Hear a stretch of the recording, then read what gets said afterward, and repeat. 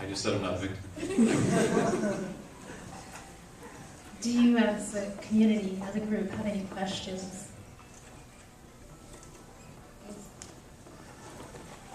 Yes, I'd just like to expand a little bit on my earlier question and ask the three panelists whether you think the assumption on the part of... That's one panelist, one question. We can say the general question. You can ask Rob.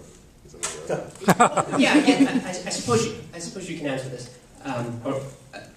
If you think the assumption by certain proponents of the Park 51 Cordoba project that opposition is rooted to some extent in ignorance of Islam, if you think they're mistaken in that assumption, since presumably more Americans are ignorant of Sikhism and other Eastern religions, and yet you don't see a corresponding vehemence and opposition to temples or prayer spaces which are erected for those groups.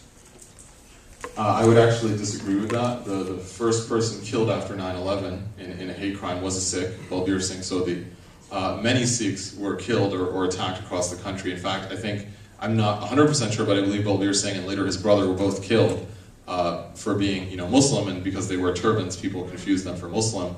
And I actually remember hearing, and it was kind of amusing and exasperating at the same time, there was a Sikh gentleman, using your language, I like that, who was on TV in New York, I think for maybe New York 1 or something like that, and he said, for God's sakes, I'm not a Muslim, if you're going to kill someone, at least kill a Muslim, right? And I don't think he meant it, go kill a Muslim. He was like, if you're discriminating, at least you should know you're discriminating against.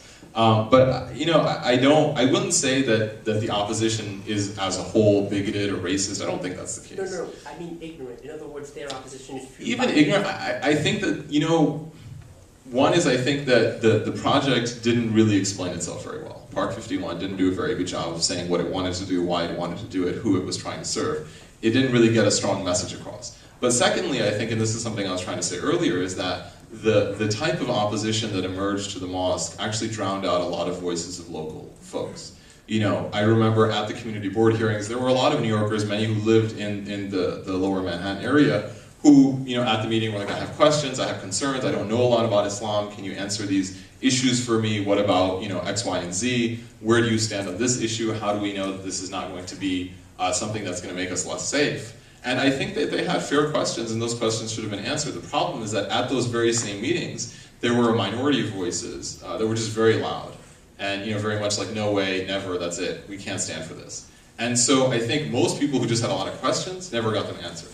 And so, I mean, you can say ignorance, but I mean, really, fairly speaking, considering how small the Muslim population in this country is, and considering the flood of information we have, if you go online, right, where are you supposed to get information from? I mean, it's a very slow process of exposing yourself to a certain population, and for that population to expose itself to others. So I don't think that ignorance itself fueled the opposition, if that makes sense. I think it just fueled questions. I think the people who were the loudest, most vociferous in their opposition knew very well what they were doing, if that gets to your question. I think that this answer segues very nicely to the last question that I have for the panelists here, and then we'll open this up for the audience for general questions. And that question is, what, if any, role do you believe that the community and or community leaders should have when there are plans to build a mosque in a neighborhood?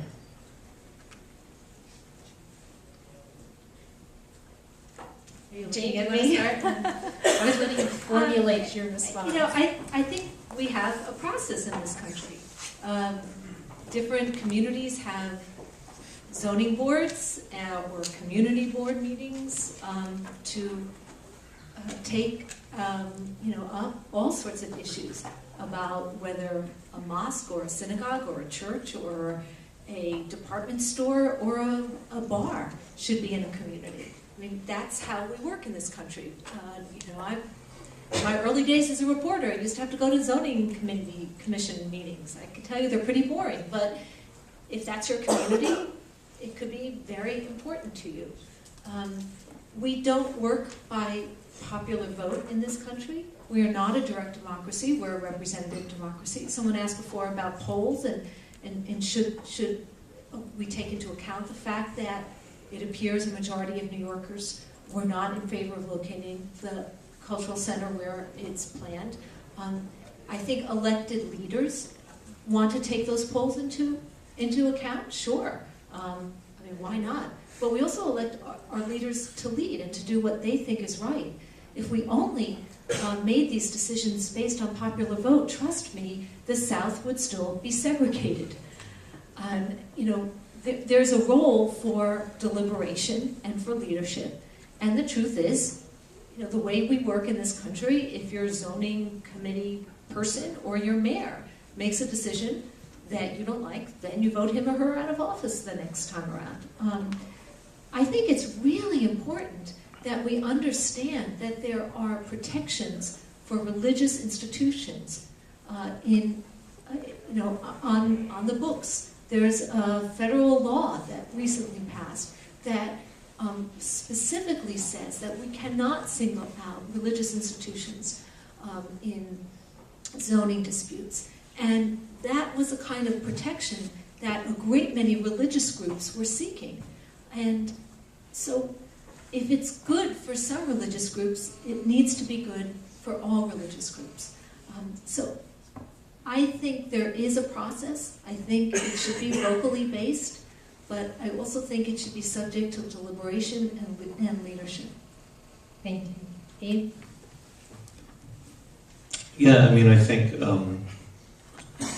the role of the community ideally looks like a sort of cleaner version of what the role of the community has been here. They talk about it, they yell about it, they disagree.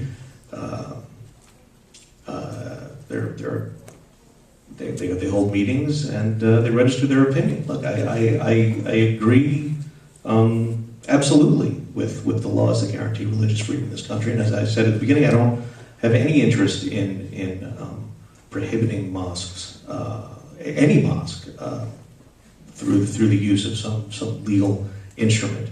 By the same token, I think there should never be a sort of mosque protocol, that a community should swing into action, do X, Y, and Z because a mosque is coming. I think that would be offensive, and it doesn't make any sense.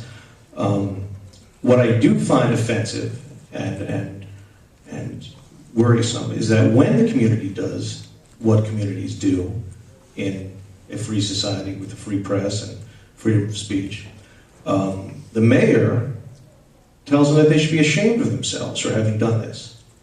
The media largely says the same. That's unfortunate. But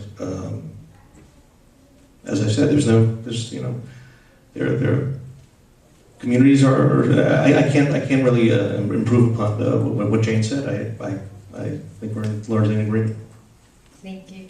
Arun, would you like to follow up before we open the floor? Yeah, sure. I think with respect to religious institutions, I would have 7 points, and they're not all really long and boring. They're just short and boring. That was a joke. I know some of you are still awake.